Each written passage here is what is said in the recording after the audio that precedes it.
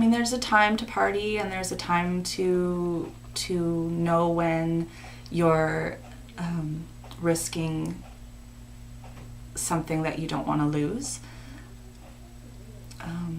especially if you're pregnant or even thinking about having children. It's a really good time to start doing an inventory of what's important to you and know the risks that you can lose your children. My name is Devonna Lee Stevenson. I'm 37 years old and I'm a volunteer with the Tierra Women's Resource Society. I also volunteer at the different transition houses in Surrey as a peer support.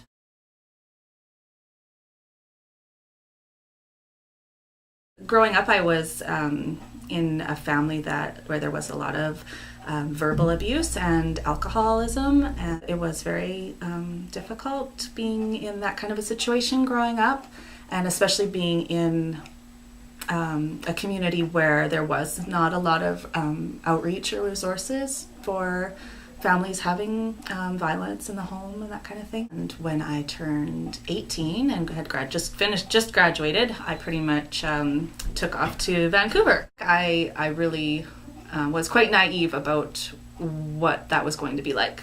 When I came out to Vancouver, I was really very young still, having lived in a small town in a rural area all my life.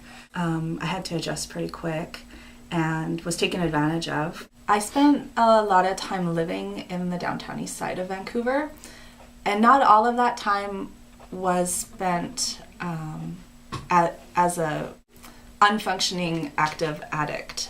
I did start out living in the downtown east side as an artist who was facilitating community art workshops, but I became very intrigued with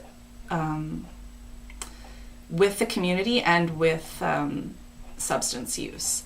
I got involved in the sex trade really early, as soon as, within a year or two of moving to Vancouver. I always worked a straight job as well. So I, did like bartending and waitressing and that kind of thing during the daytime. But then, at nighttime I had other stuff going on. By my mid-20s, I was using quite a bit of cocaine and alcohol and really, and eventually could not keep it together whatsoever.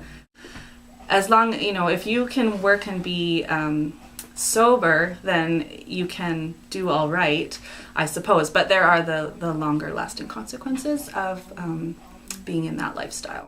I was able to get myself into a really good program when I was in my early 20s as well.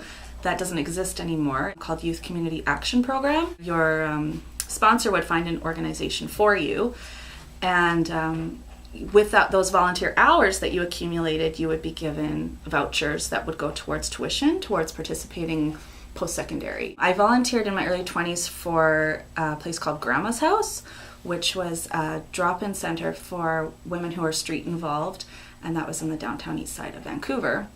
And that was in the 90s. That was, around that time, there were many women going missing one after another off the street. This drop-in center was very small, very underfunded, and just a really safe place that street-involved women could come in during the evening hours and be safe. That volunteer experience provided me with the opportunity to take classes at Emily Carr Institute of Art and Design. I was not able to finish my program at Emily Carr because I was still working in an indoors establishment in the sex trade, and I was finding that the build-up over time of having worked for so long was pushing me to use more and more, and the frustration over not quite being able to make tuition and rent was also very stressful for me. So I ended up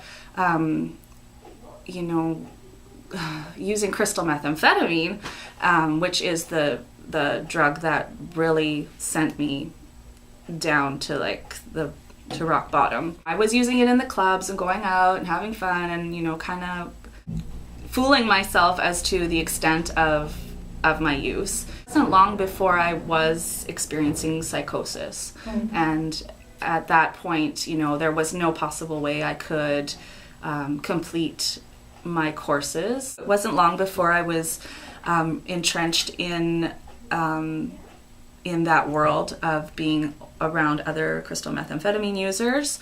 At that point, I was too high most of the time to be able to work. I moved back to Alberta, and at that time I tried to quit crystal meth cold turkey, and it was just replaced with other substances. And I did that without any recovery help. Like, I wasn't going to any meetings. I didn't have an organization like Atira to help me through that transition. When I was back in Alberta, I did a short program in arts and cultural management, and I managed to finish that program. That was a diploma program.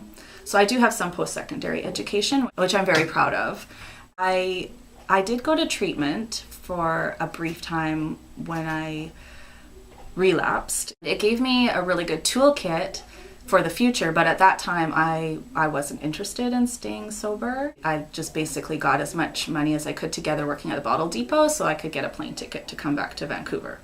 I went back to work in a massage parlor, and I lasted about 3 months and then I started using crystal meth again, and I found myself living in a hotel on Hastings Street. I started dating someone who was selling drugs.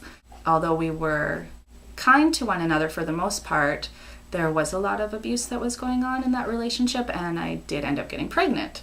Thank God that my daughter is okay and she is healthy, because the risks I took being in that environment were just so heartbreaking. I was talking with a social worker at the hospital.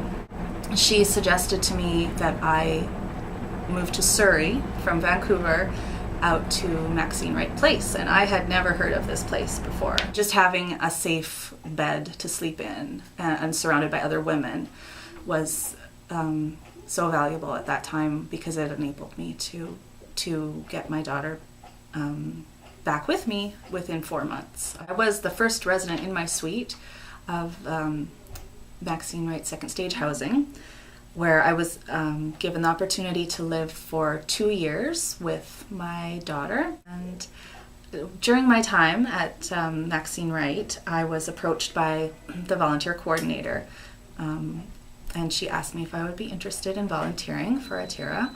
And I was very interested, because I really wanted to bridge the time that I was using and the time that I'm parenting and my previous work history and post-secondary education. I needed something to connect all those things together. It had been so long since I was in a regular office environment that I wanted to challenge myself to be on time for work and to, be around people and act in a professional manner. Every woman has to really decide for herself what she's going to do, but there is help out there to women that live in other communities that aren't aware of what Atira does, and that's something that I wish a lot of people could be, is less judgmental towards addicts or women who are in the sex trade, because there is a reason why people end up in that place. Hopefully I can be of a benefit to those people that have had similar experiences. I mean, recovery is possible. I guess I'm proof of that.